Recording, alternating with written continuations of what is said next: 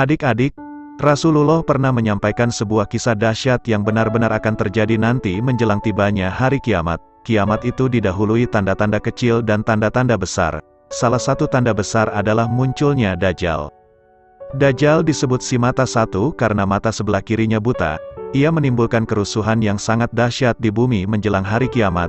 Ia mengaku menjadi nabi dan menjelajahi seluruh penjuru bumi tanpa ada yang terlewat kecuali kota Mekah dan Madinah yang dijaga malaikat. Ia pertama muncul di kota Asbahan. Saat itu, ia diikut 70.000 Yahudi. Selain itu, ia juga diikuti orang-orang bejat, idiot, dan para gembel. Nuwas bin Saman mengisahkan, suatu pagi, Rasulullah membicarakan tentang Dajjal. Beliau kadang merendahkan kemampuan Dajjal dan kadang-kadang menceritakan kehebatannya. Begitu rupa sampai-sampai kami mengira ia berada di balik perkebunan kurma Madinah. Rasulullah bersabda, selain Dajjal, aku tidak akan mengkhawatirkan kalian. Jika ia muncul dan aku ada bersama kalian, maka akulah lawannya, bukan kalian. Jika saat ia keluar dan aku tidak bersama kalian, maka masing-masing bertanggung jawab atas dirinya. Allah adalah khalifahku yang akan senantiasa menjaga kalian. Dajjal adalah seorang pemuda perkasa, kekar dan berambut keriting.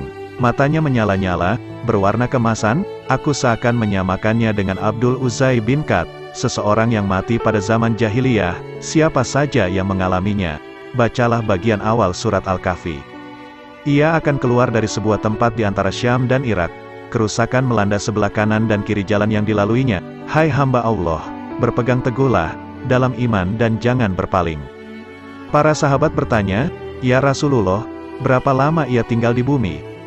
Rasulullah menjawab, 40 hari, sehari bagaikan setahun, sehari seperti sebulan, sehari bak seminggu, dan yang lain sama seperti hari-hari biasa. Para sahabat bertanya pada Nabi, seperti apa kecepatannya di muka bumi? Adik-adik, Rasulullah melanjutkan kisahnya tentang Dajjal. Kecepatan Dajjal, seperti rintik hujan yang diterpa angin. Ia datang pada suatu kaum dan menyeru mereka. Kaum itu lantas mengimani dan mengikutinya. Ia perintahkan langit menurunkan hujan. Maka, seketika turun hujan kepada bumi. Ia perintahkan mengeluarkan tumbuhan dan mendadak bermunculan tumbuhan hijau. Namun, tak berselang lama, semua kembali seperti semula dan menghilang. Lalu, Dajjal kembali mendatangi suatu kaum, menyeru, dan mengulangi semua ucapannya. Setelah itu, ia pun pergi meninggalkan penderitaan. Kaum itu menjadi tandus. Setelah terputusnya hujan dan mengeringnya rerumputan, tidak sedikit pun harta di tangan mereka.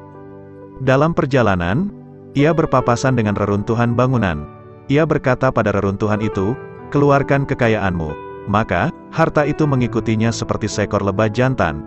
Ia lalu memanggil seorang pria muda, kemudian menebasnya dengan pedang, memotongnya menjadi 2 bagian, dan memisahkannya sejauh tangan melempar. Ia kemudian memanggilnya, maka pemuda itu seketika mendatanginya dan mengusap-usap wajahnya. Ia pun tertawa.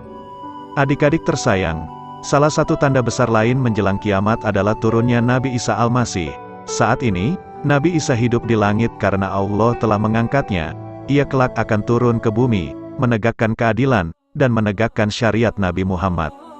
Dalam hadits riwayat Bukhari dan Muslim, Abu Hurairah mengisahkan, Rasulullah bersabda, aku bersumpah demi yang menciptakanku, sudah dekat saatnya Isa Al-Masih, putra Maryam diturunkan di antara kalian untuk menegakkan keadilan. Maka ia akan menghancurkan salib, membunuhi babi, menghapuskan pembayaran jizyah, dan membagikan harta sampai tak seorang pun mau menerimanya, sampai satu sajadah menjadi lebih berharga dari dunia dan segala isinya.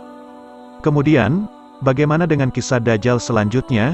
Apa hubungannya antara munculnya Dajjal dan turunnya Nabi Isa? Adik-adik, berikut ini Rasulullah melanjutkan kisah tentang Dajjal. Sementara Dajjal melakukan kerusakan-kerusakan itu, Allah mengutus Al-Masih, putra Maryam ke bumi. Beliau turun dari menara putih sebelah timur Damaskus, mengenakan pakaian berhias, dan berharum zafaran sambil meletakkan tapak tangannya pada sayap 2 malaikat. Jika beliau merundukkan kepala, maka meneteslah air. Jika beliau kembali mengangkat kepala, maka memancarlah butiran-butiran permata. Tetesan air itu menyerupai butiran-butiran permata karena kebeningannya. Tidak seorang kafir pun yang mencium aroma wanginya, kecuali mati dan jiwanya melayang. Kemudian, Isa mencari-cari Dajjal sampai beliau menemukannya di pintu Lut, suatu daerah di Syam, dan membunuhnya. Isa kemudian mendatangi suatu kaum yang dijaga Allah dari kejahatan Dajjal.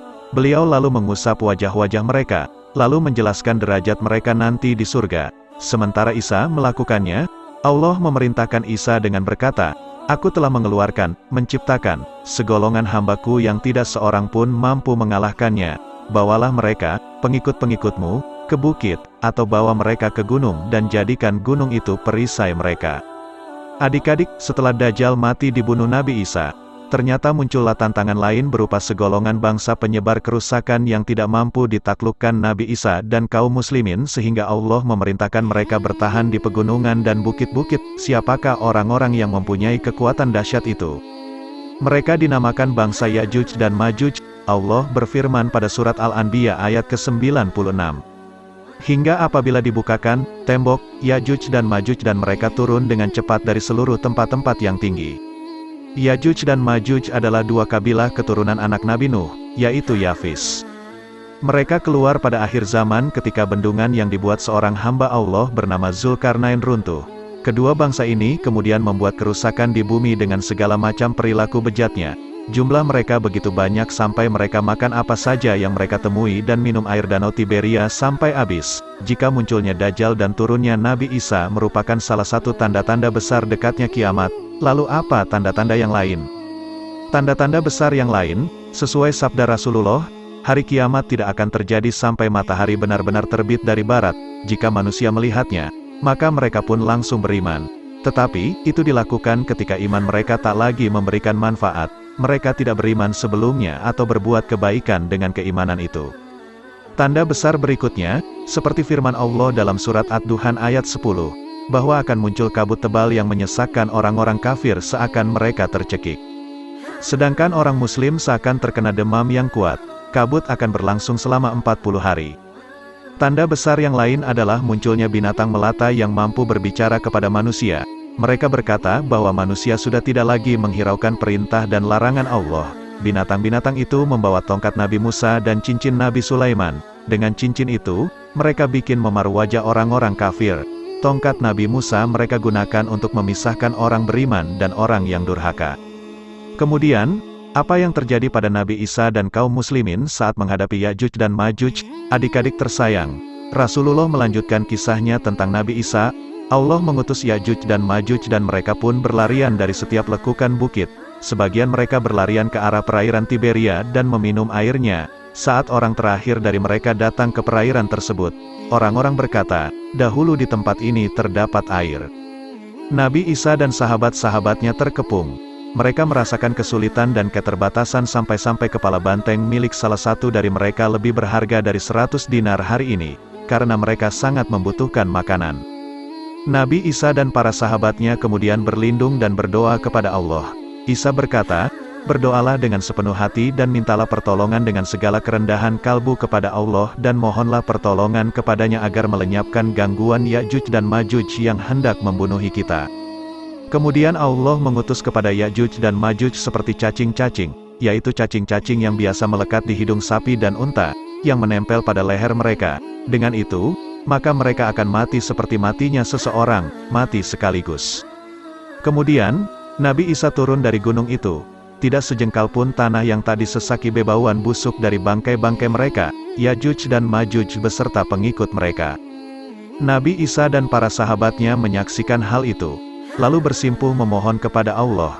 Kemudian, Allah mengutus seekor burung besar sebesar unta dan membawa mereka kemana Allah kehendaki. Allah lalu menurunkan hujan deras hingga tak satu rumah pun atau bukit yang mampu merintangi curahan air itu.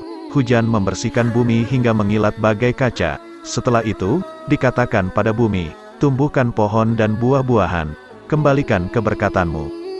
Dan sejak itu, manusia kembali memakan buah delima dan mengadukan kulitnya. Berkah itu sungguh besar hingga seekor unta yang mendekati kelahiran, mencukupi satu kelompok dalam jumlah besar. Seekor sapi yang juga sedang mendekati kelahiran mencukupi satu kabilah dan satu ekor kambing bisa mencukupi sekelompok di bawah kabilah. Sementara mereka menikmati keberkahan itu, Allah mengutus angin semulir untuk mengambil roh setiap mukmin dan muslim. Sedangkan orang-orang bejat dibiarkan melakukan kebejatannya, sampai menemui kiamat. Demikianlah adik-adik tanda-tanda besar menjelang kiamat yang kita ketahui dari penuturan Rasulullah Sementara itu, tanda-tanda kecil menjelang tibanya hari akhir lebih banyak. Antara lain munculnya banyak kerusuhan, banyak terjadi pembunuhan, merebaknya kejahatan seperti zina, judi, dan minum minuman keras. Orang bangga melakukan kejelekan sampai mereka yang memegang teguh iman seperti menggenggam bara api. Kebodohan merebak, jumlah wanita lebih banyak dari pria. Orang senang memakai sutera dan berhura-hura dengan musik beserta artis-artisnya. Juga merupakan tanda kiamat jika sering terjadi turun hujan dan gempa bumi. Waktu terasa lebih cepat, banyak orang malas sholat, dan Al-Quran diabaikan. Semoga kita selalu terhindar hal yang munkar dan dijauhi dari api neraka. Wallahu a'lam bishawab.